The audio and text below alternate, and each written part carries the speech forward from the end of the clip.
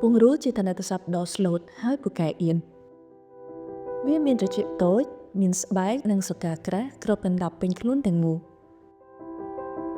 ពង្រូលមានចលនាយឺតៗហើយពុតពេនក្នុងការវារឡើងចុះហើយពូកែឡើងដើមឈើដោយប្រើជើងទាំង4និងមានជំនួយពីកន្ទុយរបស់វាផង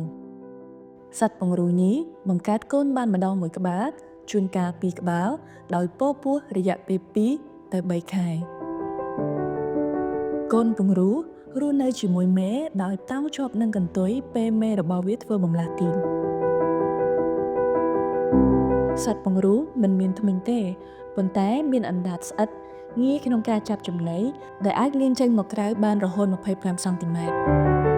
ចំណីសំខាន់របស់វាគឺសត្វល្អិតដូចជាស្រមោចសង្អាអង្ក្រងនិងកណ្ដៀរជាដើមសត្វពង្រូលជាសត្វរកស៊ីលើដីនិងក្នុងរន្ធឈើនៅពេលយប់ហើយពេលថ្ងៃវាដេកនៅក្នុងរន្ធដី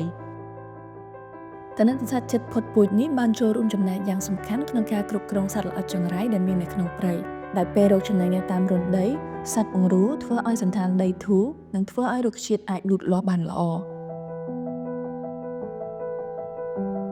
នៅពេលដែលវាជួបឧបសគ្គសត្វពង្រូលតែងរមួលខ្លួនដោយយកកន្ទុយរុំព័ទ្ធជុំវិញខ្លួនដូចបាល់ដើម្បីការពារពីការយាយីរបស់សត្វដទៃតែទោះជាយ៉ាងនេះក្តីក៏វានៅតែមិនអាចការពារខ្លួនវាពីការបរបាញ់បានឡើយទោះបីជាសត្វពង្រូលដើរតួនាទីយ៉ាងសំខាន់ក្នុងប្រព័ន្ធអេកូឡូស៊ីរបស់យើងយ៉ាងណាក៏ដោយ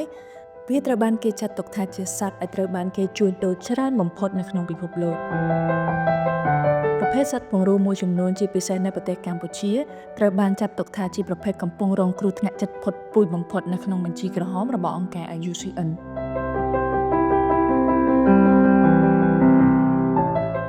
អង្គការអភិរក្សអន្តរជាតិកម្ពុជាបានធ្វើការយ៉ាងជិតស្និទ្ធជាមួយក្រសួងបរិស្ថាននិងមន្ទីរពាក់ព័ន្ធក៏ដូចជាអាជ្ញាធរមូលដ្ឋាននិងសហគមន៍ក្នុងការសិក្សាស្រាវជ្រាវនិងតាមដានពីវត្តមានរបស់សត្វព្រៃក្នុងនោះមានសត្វពង្រូលផងដែរក្រៅពីនេះយើងក៏គាំទ្រដល់ការគ្រប់គ្រងតំបន់ការពារធម្មជាតិដែលជាជម្រករបស់សត្វព្រៃទាំងមូលលើកកម្ពស់ជីវភាពសហគមន៍ដើម្បីឲ្យពួកគាត់អាចចូលរួមនៅក្នុងការការពារសត្វព្រៃ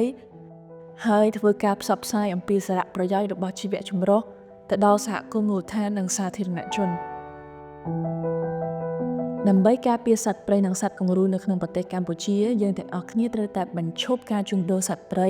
បញ្ឈប់ការបរិភោគសាច់សត្វព្រៃការពារនិងស្ដារឡើងវិញនៅជម្រករបស់ពួកវា